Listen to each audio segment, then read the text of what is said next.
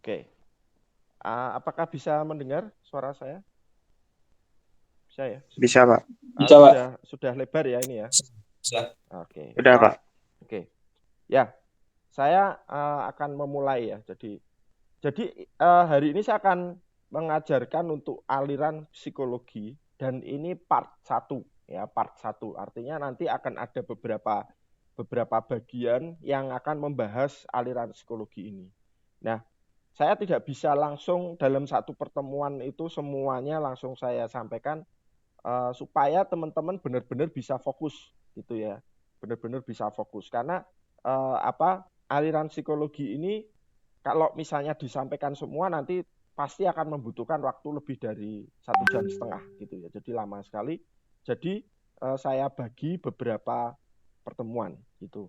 Nah, aliran psikologi itu ada 3 ya sebetulnya ada 3 yang akan saya sampaikan di mata kuliah ini. Jadi ada 3. Meskipun 3 ini sebetulnya hanya sebagian juga dari beberapa belas aliran psikologi yang lain. Tapi 3 aliran ini yang paling populer, yang paling terkenal, dan yang paling berpengaruh. Jadi 3 aliran itu ada behaviorisme atau behavioristik sama saja. Kemudian yang kedua itu ada psikoanalisis, dan yang ketiga humanistik. Ya, jadi ada 3 ini. Nah, yang hari ini akan saya sampaikan itu yang behaviorisme dulu. Ya, yang behaviorisme dulu. Nah, supaya dengan rentang waktu yang tidak terlalu panjang, mungkin sekitar setengah jam lah maksimal. Nanti benar-benar teman-teman bisa memahami apa itu aliran behaviorisme yang pertama ini, ya, yang atau bisa saya katakan ini adalah aliran yang paling tua, ya, aliran paling tua, psikologi paling tua, ya, itu behaviorisme. Ya, jadi tokohnya itu namanya John B. Watson. Ini yang pertama kali ya. Pertama kali yang memperkenalkan yang namanya teori behaviorisme ya, psikologi behaviorisme. Tahun 1913. Nah, tapi pada waktu itu belum terlalu populer. Baru setelah ada yang namanya Ivan Petrovich Pavlov ya, lebih terkenal dikatakan itu namanya Pavlov ya. Pavlov ini tahun sekitar akhir abad 19 ya di Rusia ini menjadi semakin populer karena buku-buku atau eksperimen mengenai behaviorisme itu baru terkenal dan muncul di publik, dipublikasikan secara massal itu di era Pavlov. Ya, di era Pavlov. Nah, yang paling utama yang membedakan behaviorisme dengan teori-teori psikologi yang lain ini adalah ilmu psikologi atau aliran ilmu jiwa tapi tidak peduli pada jiwa. Nah, ini yang paling penting, yang paling pokok di pertama. Jadi di awal psikologi itu ternyata justru psikologi itu tidak mempelajari tentang aspek psikis. Ya. Yang dipelajari itu hanya ya tingkah laku. Ya, nanti namanya juga behavior. Behavior itu kan tingkah laku. Jadi yang dipelajari itu hanya tingkah laku yang terlihat saja. Jadi tingkah laku yang terlihat diamati ya, kemudian dipelajari. Nah, tapi psikologi behaviorisme ini menafikan atau menganggap tidak penting aspek-aspek jiwa atau psikis. Jadi kayak misalnya manusia itu kan ada misalnya ada emosi ya, ada misalnya ada perasaan cinta, perasaan benci. Itu dia nggak penting kalau di behaviorisme. Gitu. Jadi yang dipelajari hanya yang terlihat saja, perilaku yang terlihat saja gitu. Makanya psikologi di awal ini itu bagian dari ilmu pasti. Nah, ini tokohnya. Ya, ada John B. Watson dan Pavlov. Ya, Pavlov. Nah, jadi sebagai awal ya, cikal bakal psikologi itu memang psikologi behaviorisme itu menganggap manusia itu sama seperti mesin, atau dalam bahasa lainnya itu adalah homo mechanicus. Jadi manusia itu bisa dikendalikan perilakunya ya lewat yang namanya pelaziman ya, pelaziman, atau bahasa lainnya itu pengkondisian, conditioning ya, pengkondisioning. Nah, sebetulnya konsep mengenai pelaziman atau pengkondisian ini menjadi yang paling apa ya, mungkin bisa dikatakan kontroversial dari psikologi behaviorisme. Nah, apa?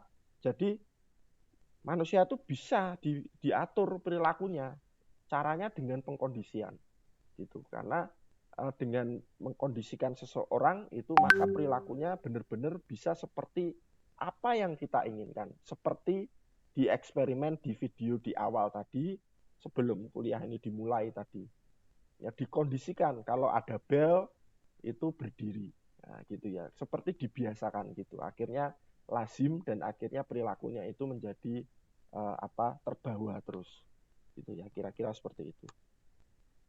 Nah, sikap yang diinginkan itu dilatih terus-menerus sehingga menimbulkan maladaptive behavior atau perilaku menyimpang. Jadi konsep mengenai pelaziman atau pengkondisian tadi itu juga digunakan untuk dalam tanda kutip untuk membuat orang lain itu melakukan perilaku-perilaku menyimpang gitu. Jadi makanya kalau teman-teman pernah dengar ada istilah cuci otak ya, cuci otak untuk supaya orang itu melakukan sesuatu ya, itu sebetulnya awal mula itu ya di psikologi behaviorisme ini gitu ya, di psikologi behavior. Karena dengan terbiasa melakukan sesuatu, dikondisikan melakukan sesuatu, akhirnya orang itu kayak mati rasa gitu, kayak mati rasa, sehingga karena ya itu lazim seperti biasa gitu. Nah, ini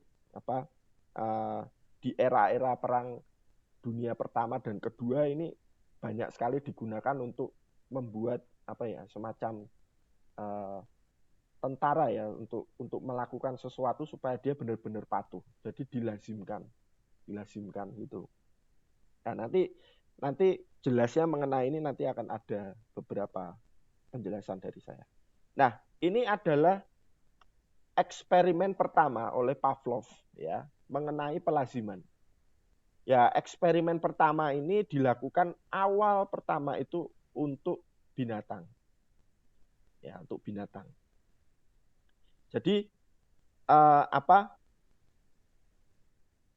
ini ada anjing, ya, ada anjing. Kemudian ada tulang. Nah, anjing itu sangat menyukai tulang, atau katakanlah tulang ini makanan, itu sangat menyukai makanan. Ya. Nah, tapi orang atau pemiliknya, atau dalam konteks ini adalah si Pavlov ini bereksperimen. Jadi makanan ini atau tulang ini munculnya ketika lonceng ini dibunyikan. Gitu. Jadi setiap kali lonceng dibunyikan, makanannya dikeluarkan.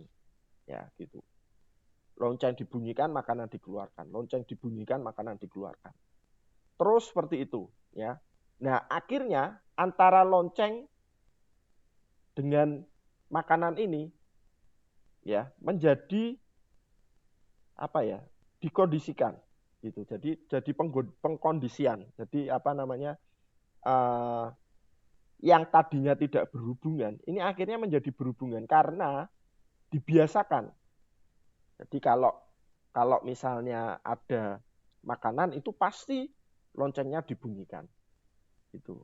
Nah, makanya si anjing ini ketika lonceng ini dibunyikan ya, dia mengira akan ada makanan keluar, makanya ini lidahnya dia menjulur ya, atau air liurnya keluar gitu, karena dia sudah saking biasanya, oh kalau loncengnya dibunyikan itu saatnya makanan dikeluarkan, kira-kira seperti itu. Jadi ini adalah eksperimen pertama, ya, eksperimen pertama yang berkaitan dengan pelaziman. Nah, makanya di sini ada yang namanya respon, ya. Air liurnya ini, lidahnya ini disebut dengan condition respon. Nah, sementara bunyi loncengnya itu condition stimulus, gitu ya. Jadi ini adalah eksperimen pertama. Nah, kemudian eksperimen ini berlanjut ke orang, ya, ke manusia, Nah, ini sebetulnya eksperimen ini, ya, ini seringkali disebut dengan eksperimen bayi Albert, ya, si bayinya ini namanya Albert. Di awal si bayi ini tidak memiliki rasa takut dengan si tikus. Nah, ini si tikus. Karena itu belum dikondisikan. Ya. Jadi si bayi, si Albert ini belum takut, ya, no fear. Ya, ini adalah tahap awal. Nah, tapi kemudian ketika tikus itu muncul, itu dikondisikan, ya, disertai dengan suara palu yang sangat keras yang membuat kaget. Ya, jadi pokoknya kalau ada tikus keluar itu dibarengi dengan suara yang mengagetkan, kira-kira seperti itu. Nah, sebetulnya antara tikus dengan suara ini tidak selalu berhubungan. Ya. Yang membuat takut itu adalah suara ini, suara yang mengagetkan ini. Nah, tapi akhirnya si bayi ini menjadi takut dengan tikus lama-lama.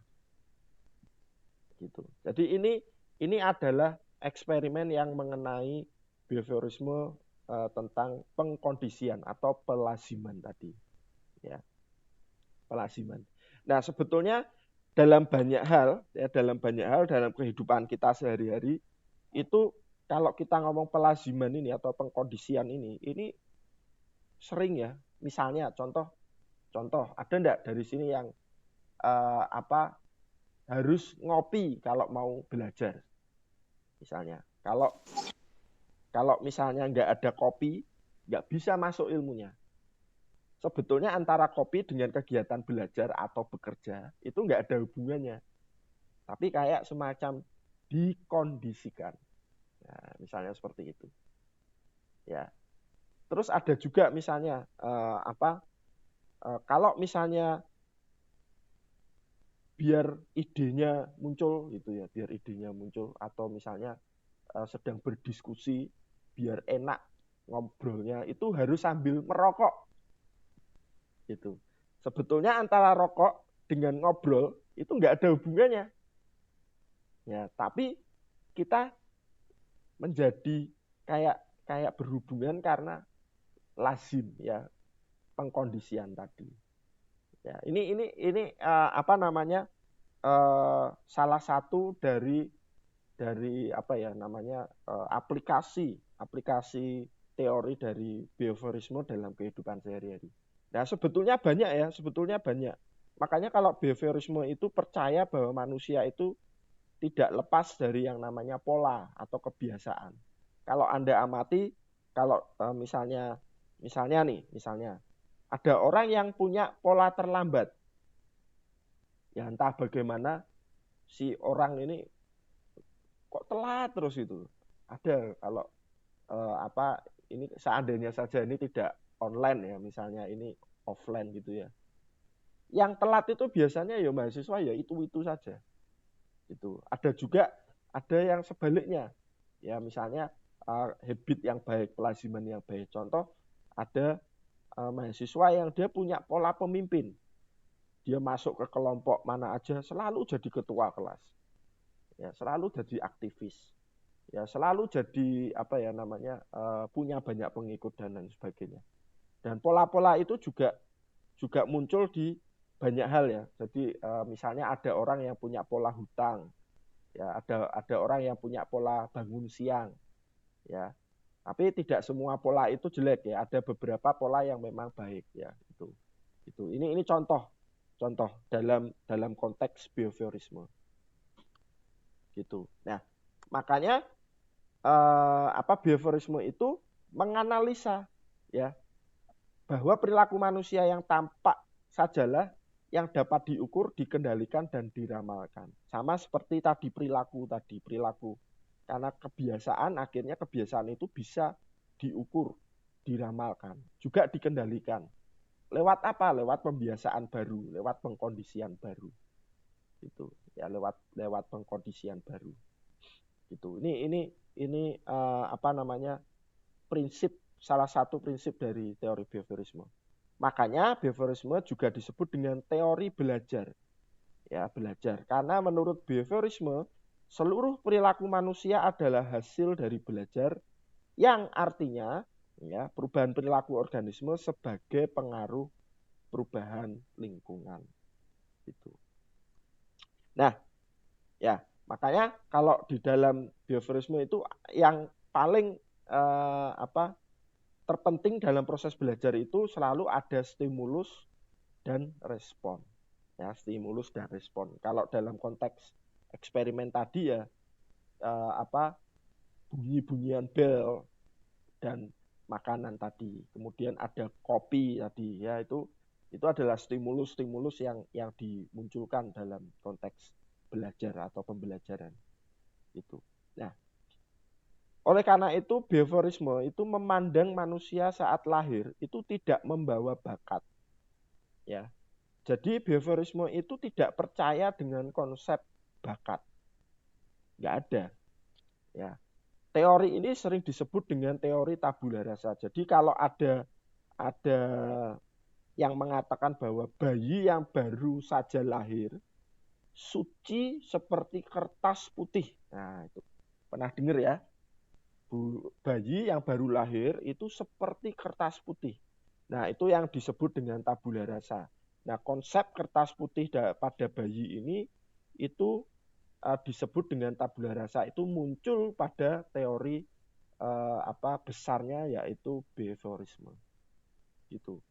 Nah, logikanya begini. Jadi manusia tidak memiliki bakat. Misalnya ada anak pinter gambar. Ya, bapaknya juga pinter gambar, seorang pelukis.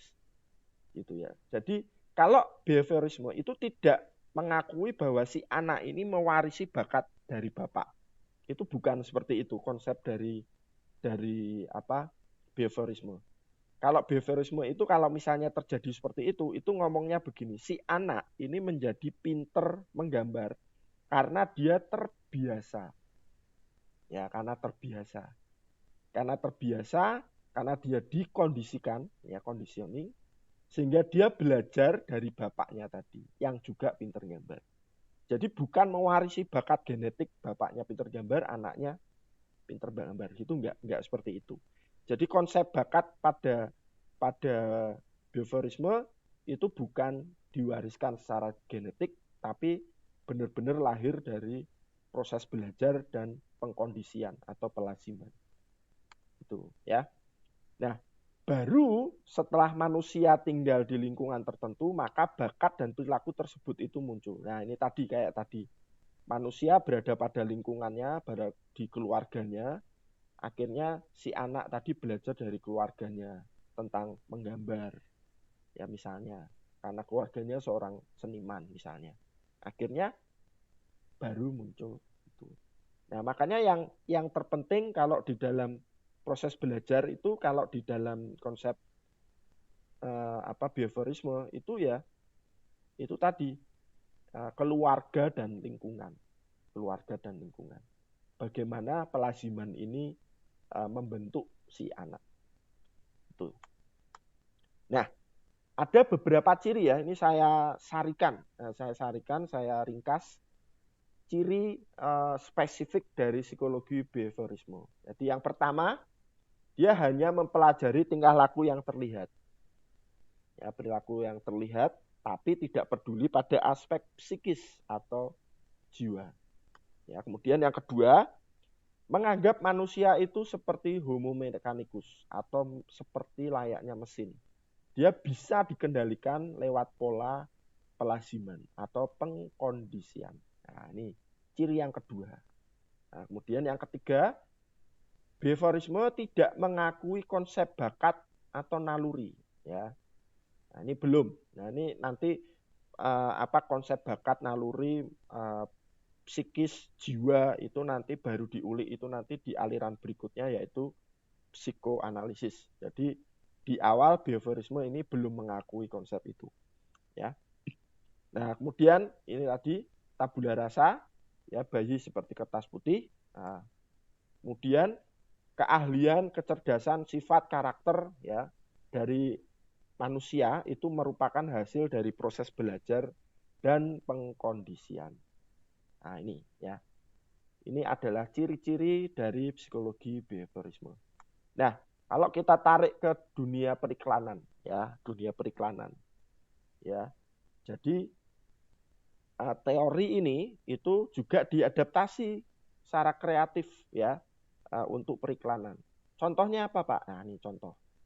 Santai belum lengkap tanpa Silver Queen. Nah, jadi ada semacam pengkondisian, ada semacam pelaziman bahwa kalau Anda santai, Anda itu harus ada coklat Silver Queen. Kalau belum ada coklat Silver Queen, Anda nggak bisa santai atau belum lengkap. Nah, sebetulnya kan antara santai dengan Silver Queen nggak ada hubungannya, tapi kayak dilazimkan. Nah, ini contoh, ya. Kemudian ini biasa OBH, ya, kalau batuk ya OBH misalnya, dibiasakan, dilazimkan seperti itu. Dan tentu saja yang contoh yang paling mudah ditemukan ini iklannya Sosro, ya. Apapun makanannya, minumnya teh Sosro. Jadi ini ada semacam kalau makan itu lazimnya minumnya ya harus teh Sosro, ya. Kondisikan minumnya harus teh Sosro. Nah, kira-kira seperti itu, ya. Dan mungkin ini ada banyak hal iklan-iklan lain, ya, yang lain dari tiga ini saya rasa banyak sekali soal pelaziman ini, tapi mungkin contoh ini hanya sebagian kecil saja, ya. Ini ya kaitan behaviorisme dengan iklan. Nah, berikutnya psikoanalisis, ya, psikoanalisis. Tapi psikoanalisis ini akan saya sampaikan minggu depan, ya, minggu depan. Jadi hari ini saya terakhir hanya sampai di sini dulu supaya teman-teman bisa mengingat dengan baik materi tentang behavioristik atau behaviorisme. Gitu, oke? Saya izin untuk mematikan presentasi. Nanti kita akan lanjutkan untuk diskusi, oke, ya, gitu ya.